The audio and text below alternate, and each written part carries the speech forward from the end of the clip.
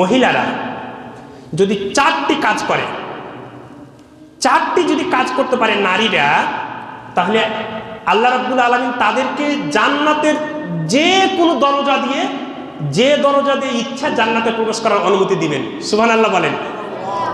অনেক বাধা বিপত্তি উপেক্ষা করে আপনাদের শেখদি খাসের বাড়ি জামে মসজিদে মহিলারা পর্দা ঘেরা পৃথক অবস্থানে নামাজ পড়তে আসে। তাদের সম্পর্কে একটি গুরুত্বপূর্ণ হাদিসটা বলিনি, যে নারীরা যদি এই 4টি কাজ করতে পারে তবে জান্নাতের যে দরজা দিয়ে ইচ্ছা সে দরজাতে প্রবেশ করতে পারবে। সুবহানাল্লাহ বলবেন না? এক, ইজা সাল্লাত খামসাহা, ইজা সাল্লাত খামসাহা, 5 ওয়াক্ত সালাত। আমি কি বলি জানেন? নারীরা পুরুষের চাইতেও কিন্তু সালাতে অগ্রগামী। স্বামী নামাজ পড়ে না, কিন্তু অনেক স্ত্রী আছেন 1 ওয়াক্ত নামাজ ছাড়ে না।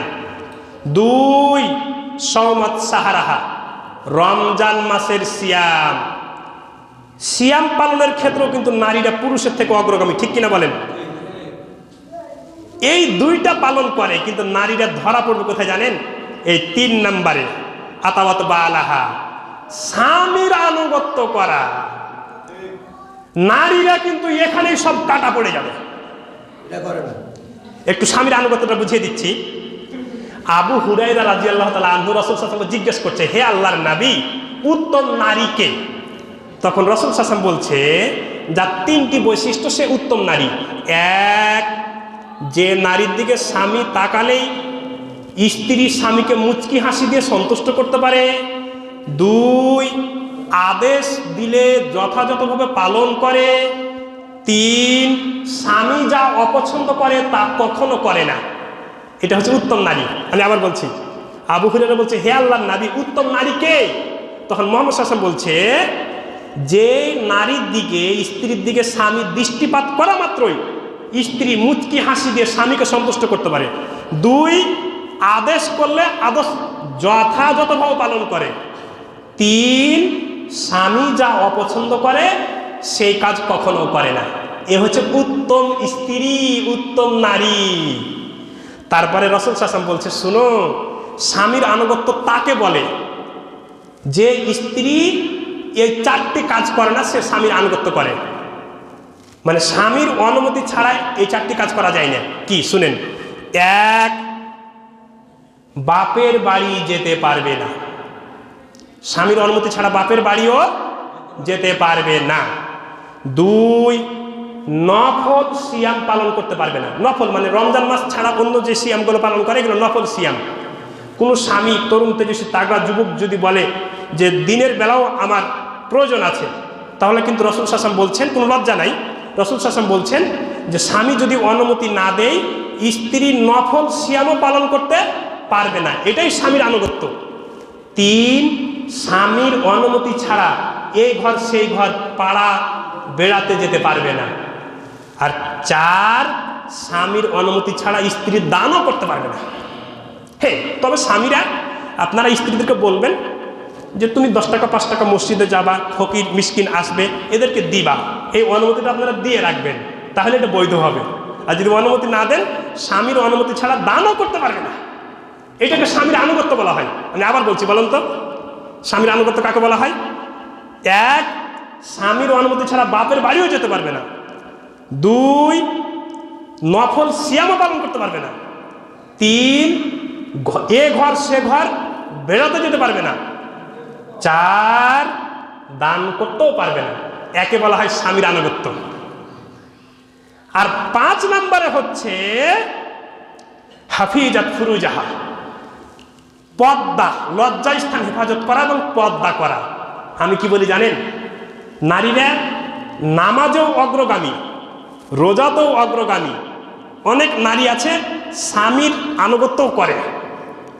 এই 4 নম্বর পয়েন্টে গিয়ে হাফিজাত ফুরুজাহা, লজ্জাস্থান হেফাজত করা, পর্দার বিধান মেনটেন করে চলা।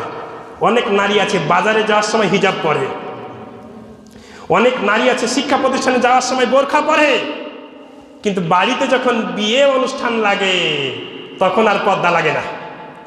চাচাতো ভাই, মামাতো ভাই, ফুফাতো ভাই, খালাতো ভাই, এদের সাথে আর পর্দা লাগে না।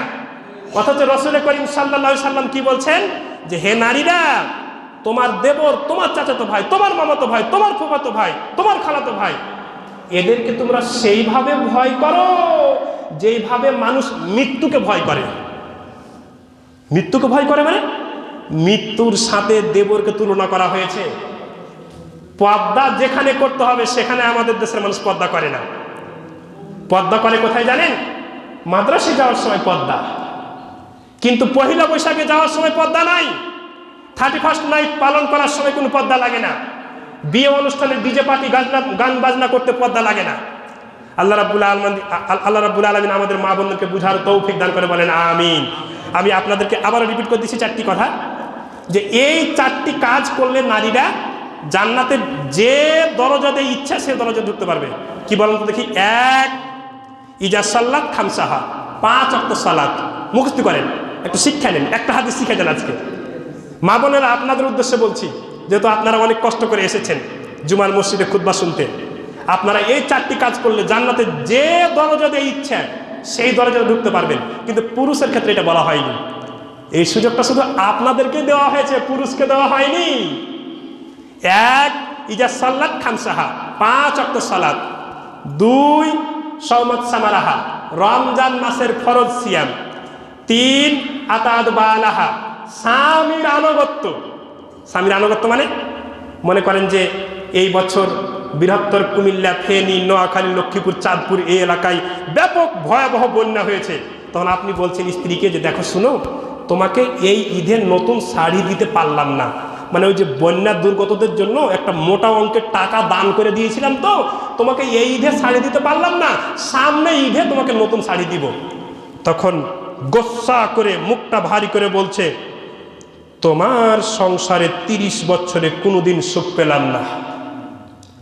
এই যে মহিলারা অভিশাপ দেয়, রাসূল করিম সাল্লাল্লাহু আলাইহি ওয়াসাল্লাম বলছেন, আমি মিরাজে গিয়ে জাহান্নাম যখন আমাকে দেখানো হলো, তখন আমি বেশিরভাগ দেখলাম জাহান্নামে নারীরা। তখন আমি জিবরাইলকে জিজ্ঞেস করলাম, হে জিবরাইল, নারীরা জাহান্নামে বেশি কেন? অধিকাংশ নারীরা জাহান্নামী আর অধিকাংশ গরিব পুরুষেরা জান্নাতে। দিন আনে দিন খাই গরিব পুরুষ, কর্ম করে খাই, এরা জান্নাতে।